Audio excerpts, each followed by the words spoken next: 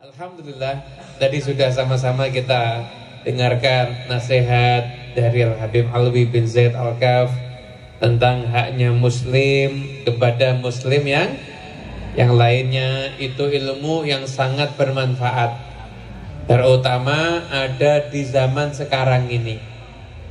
Ngapunten, termasuk tanda-tanda kiamat. Termasuk tanda-tanda kiamat itu jenengan ketemu sama muslim itu ngucapnya salam hanya kepada orang yang jenengan kenal. Betul apa betul? Ketemu ngucap salam, nih kenal lagi ngucap salam. Kalau tidak kenal ngucap salam enggak? Boten toh? Boten kenal ngucap salam apa boten? Lah jenengan termasuk orang yang mempercepat datangnya kiamat. Karena termasuk tanda-tanda kiamat itu orang membatasi salam itu hanya kepada orang yang dia kenal. Tapi dengan yang tidak kenal dia tidak mengucapkan salam. Itu termasuk tanda-tanda kiamat. Dan haknya muslim itu kalau kita ketemu muslim maka kita mengucapkan salam. Nanti yang mengucapkan salam hukumnya yang menjawab salam hukumnya wajib. Lah wajibnya jawab salam itu harus diperdengarkan kepada yang ngucap salam. Jadi saya mengusulkan nih jenengan niku pas numpak motor ngebut kancamu lungguh pas ngucap salam mandeko apa rada pelan titik.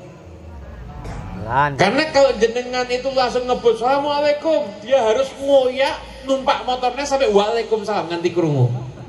Nyusahke wong kuwi jenenge. Nggih napa nggih?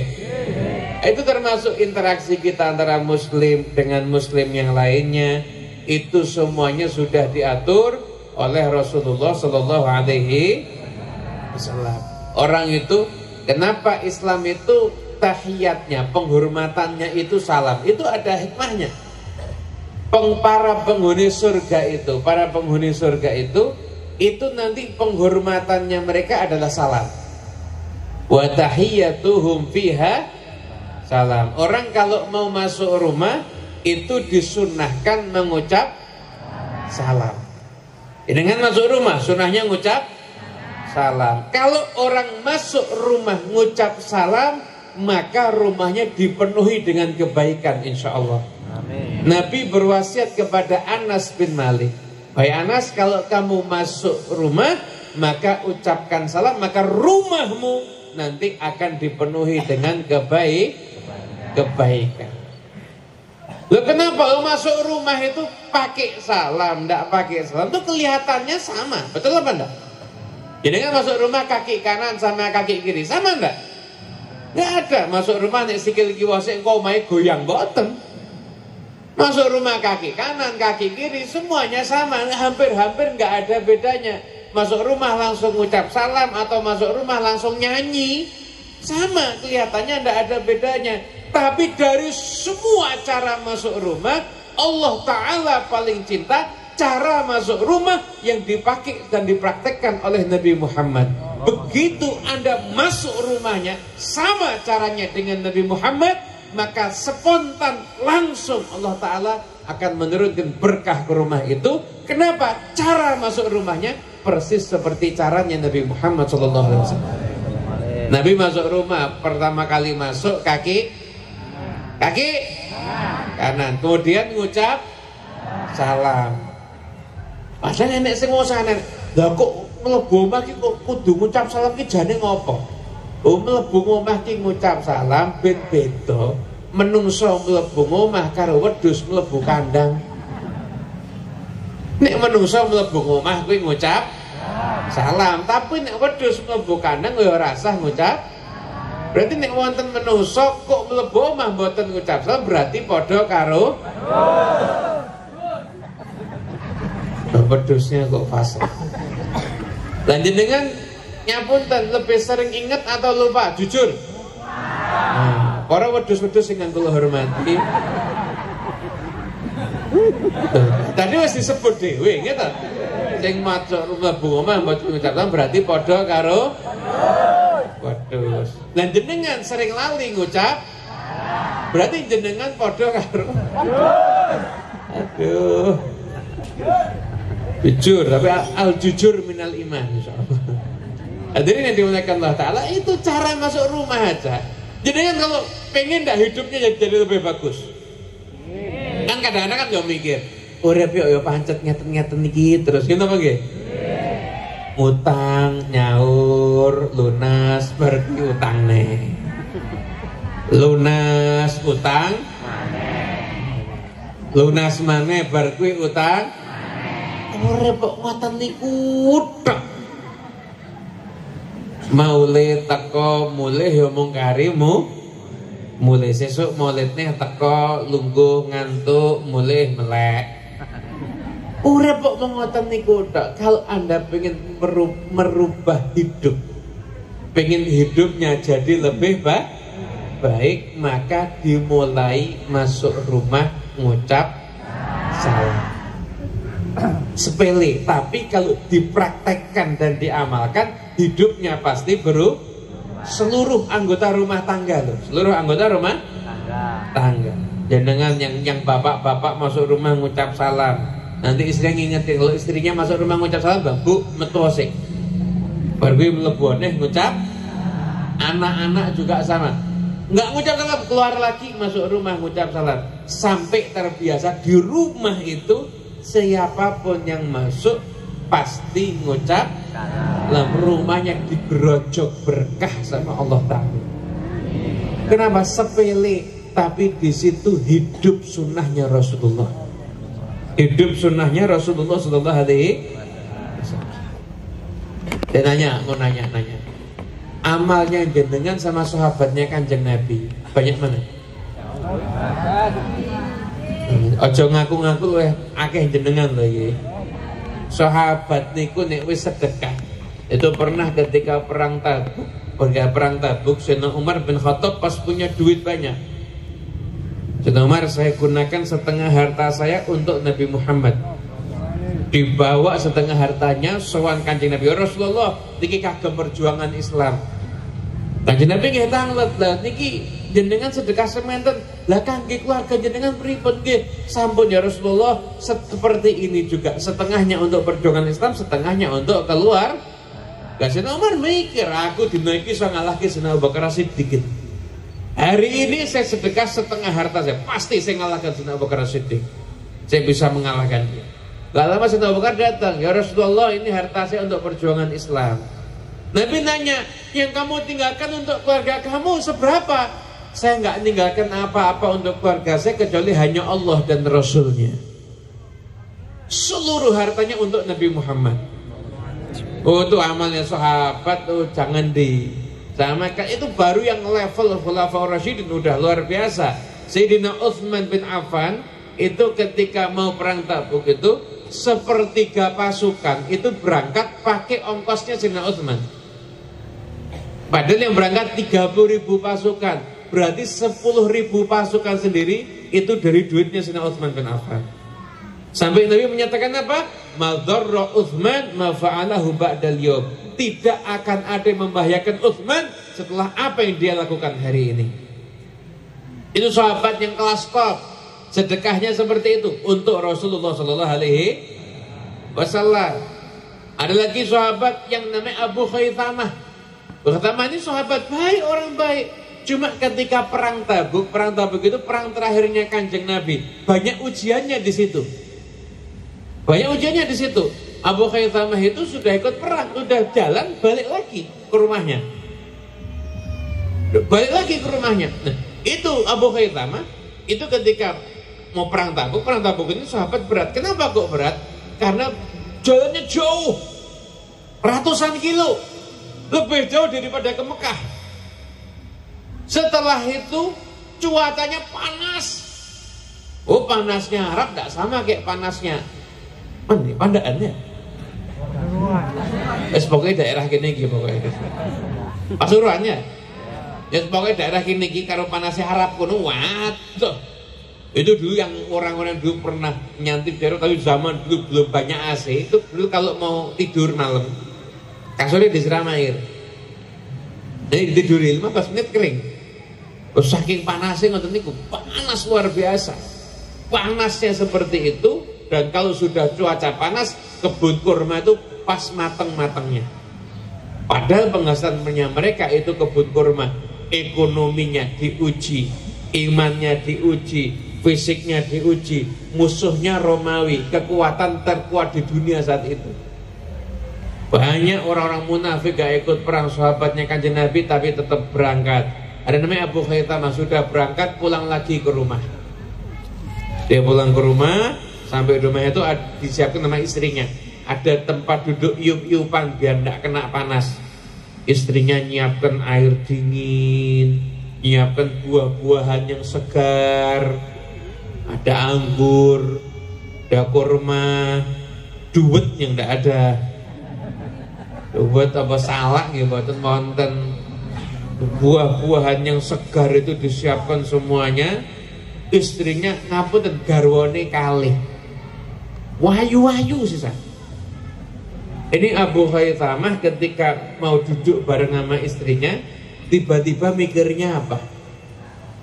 Allah, aku tidak kena panas, air es ada, buah-buahan segar, istri dua cantik nemeni, sedangkan Kanjeng Nabi sekarang lagi kepanasan. Tidak adil. Langsung saya tidak akan menyentuh kalian berdua sampai saya nyusul Nabi Muhammad. Berangkat lagi nyusul Rasulullah SAW. Jadi dalam kondisi enak sekalipun, kalau ingat Kanjeng Nabi rekoso, langsung enak itu hilang. Karena punten ngapunten ngapunten. Jenengan sama bapak cinta ndak? Cinta. Umpama ada anak, bapaknya lagi dioperasi, terus aneh, kowe tak traktir mangan bakso, ki jek nafsu apa ora? Oh, bakso jerone wis ora mung trimo. Kan ada bakso, dalamnya cabe, dalamnya iki jerone emas. Wis, sing mangan langsung mlebu surga mati. Lah nguntal emas. Itu payu. Nah itu enggak nafsu. Kenapa? Karena sahabat itu cintanya sama Kanjeng Nabi lebih daripada itu. Lebih daripada itu semua. Itu kalau kita ini mau niru amalnya mereka, amalnya kita aja. Tapi ada amal di akhir zaman, sahabat tidak bisa mengerjakan, yang bisa mengerjakan cuma kita. Apa? Menghidupkan sunnah Nabi di saat umat kondisinya rusak. Itu sahabat tidak bisa. Kenapa? Karena umat kondisinya tidak rusak. Kita bisa. Man ahya sunnati inda fasadi ummati falahu ajru syahid au kama qala. Barang siapa menghidupkan sunnah ketika umat ini dalam kondisi rusak, maka dapat pahala orang yang mati dalam keadaan syah. Karena cinta sama Kanjeng Nabi, kita juga menghidupkan pembacaan-pembacaan mau di sini majelis dibacakan maulid, nanti pindah tempat lain lagi baca maulid dan lain sebagainya. Maulid itu kalau dibacakan di suatu tempat, satu daerah itu makmur. Satu daerah itu makmur. Kalau di suatu tempat, satu daerah itu makmur. Dan maulid itu adalah ekspresi cinta kepada Nabi Muhammad SAW. Dan lama saya mau sedikit menceritakan tentang Simtud Duror. Sedikit aja, sebentar lagi ceramahnya selesai. Lagi ceramahnya selesai. Semua aku satu teko Solo. Karena sudah capek. Tapi kenapa? Bukan karena sudah capek, tapi karena memang majlisnya di sini biasanya nggak sampai malam. Maulid Simtud Duror itu yang memang banyak Simtud Duror di sini, ya. Maulid Simtud Duror itu ditulis sama Habib Ali bin Muhammad bin Husain al-Habsyi. Wafatnya kurang lebih 111 tahun yang lalu. 111 tahun yang lalu. Habib Ali ini punya kakak namanya Habib Husain, punya ayah namanya Habib Muhammad. Ayahnya Habib Muhammad bin Husain itu mufti di Mekah dan Madinah mazhab Syafi'i, mufti Haramain utamanya di mazhab Syafi'i. Itu ayahnya Habib Ali. Punya anak namanya Habib Husain yang menggantikan jadi mufti. Yang Habib Ali itu berdakwah di Yaman dan punya maulid Simtud Nah, Habib Husain ini kakaknya Habib Ali, itu gurunya Syekhona Khalid Al-Bangkalani, gurunya Ki Haji Hashim Asy'ari, gurunya Syekh Mahfud At-Tirmasi, dan gurunya banyak para ulama yang lainnya. Itu dulu para ulama yang tadi saya sebutkan namanya, itu ketika ngaji di Mekah, karena di Indonesia mazhabnya Syafi'i, sampai di Mekah cari ulama yang mazhabnya juga Syafi'i, ngajinya sama kakaknya Habib Ali. Itu ngaji sana. Habib Ali ini dari kecil beliau punya keistimewaan, punya rasa cinta sama Kanjeng Nabi itu luar biasa. Sehingga beliau sering bermimpi bertemu Kanjeng Nabi. Bahkan beliau pernah ketemu langsung dengan Rasulullah Sallallahu Alaihi Wasallam. Aku iso Beb, Kanjeng Nabi lah sampun kapundhut, aku iso ketemu langsung sama Kanjeng Nabi. Kalau Kanjeng Nabi tidak pernah menjelaskan, saya juga tidak paham.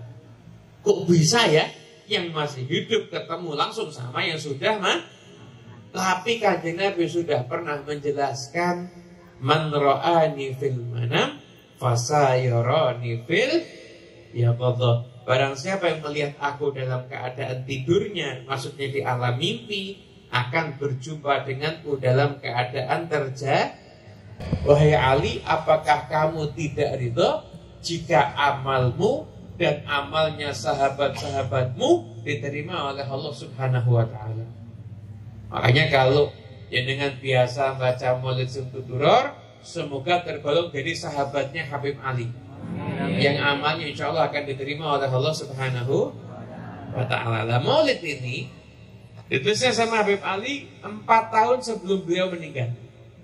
Beliau ketemu Kanjeng Nabi itu di usia muda, usianya belum 20 tahun sudah ketemu Kanjeng Nabi. 68 tahun usia beliau, karena beliau wafat usia 72, usia 68 tahun kurang lebih. Habib Ali itu duduk, putranya datang, namanya Habib Muhammad. Ada yang mau nulis maulid, ya udah. Ini maulid bukan langsung terus kaya wong gawe terpen atau niku. Budi pergi ke pasar, pasarnya disetip, masjid ganti, pasar diganti mas. Enggak, maulid ini Habib Ali tinggal ngomong, Bismillahirrahmanirrahim, alhamdulillahil qawiyyi sultana, al-wadhihi burhana. Tapi ditulis sama anaknya. Jadi tidak pakai kayak ngarang, berarti lanjutannya apa ya? Terus bariki apa? Disetip sih, iki kleru. Tidak ada begitu, langsung spontan ditulis. Sekali duduk, sepertiga maulid selesai. Duduk yang kedua, sepertiga lagi. Duduk yang ketiga, 3 kali duduk, komplit maulid Simtud. Baru dibaca sama Fali di rumah murid-muridnya. Di rumah muridnya. Nah, ketika itu ada muridnya pengen ke ziarah ke Madinah. Ziarah ke Madinah, nyalin. Dulu nggak bisa beli, nyalin maulid. Dia tuh pengen disowankan kepada Kanjeng Nabi. Akhirnya maulidnya dibawa, disowankan kepada Kanjeng. Karena yang baca orang istimewa, orang soleh, lisannya, mulutnya nggak pernah ngerasani, mripate ra tau nginceng wong adus. Nah, kaya wong kene nyawang wong wedok TikTok ning HP mendelik nganti arep pucul mripate. Wonten napa mboten? Ibu jawabnya kata. Pengalaman bojomu to, Bu? Nah, itu orang soleh yang baca. Lisannya nggak ngomongin orang, matanya nggak lihat yang haram, ibadahnya luar biasa, tahajudnya luar biasa. Baca maulid Simtud Duror di makam Kanjeng Nabi, tengah-tengah baca sampai selesai dipaksa ngantuk sampai selesai. Sandaran begitu tidur, dalam tidurnya mimpi ketemu Kanjeng Nabi Muhammad. Kanjeng Nabi keluar dari makam, maulidnya ini diambil, dibuka, dibaca sama Kanjeng Nabi dari awal sampai akhir, dibalik lagi disuruh Mekah. Artinya apa? Maulidnya sudah dapat restu dari Rasulullah Sallallahu Alaihi Wasallam. Kalau insya Allah dibaca nanti insya Allah akan mendatangkan dan insya Allah sedikit ini manfaat untuk kita semuanya. Dan insya Allah kita semua amalkan ilmu tadi ya, hidupkan sunnahnya Kanjeng. Pulang ke rumah nanti untuk rumah ngucap apa? Untuk rumah ngucap. Kalau tidak ngucap salam berarti sama kayak Makanya jangan jadi biar gak jadi wedus kalau masuk rumah ngucap aduh, lali tadi wedus teman lagi. Pokoknya bu, ibu, halo. Nek bojomu mlebu omah orang ngucap salam, ora usah mbok gaweke sego. Ora usah. Ngarito golekno suket. Wedhus yo berarti. Di rumah ngucap salam dari sunnah yang kecil, nanti sunnah lagi. Tadi yang disampaikan sama Habib Alwi Al-Gab. Ada tetangga sakit dijenguk, ada yang meninggal ikut takziah, ikut ngantar sampai kubur. Itu semua diamalkan, nanti insya Allah hidupnya berkah sak putra wayah jadi sedaya berkah insya Allah. Amin ya rabbal alamin.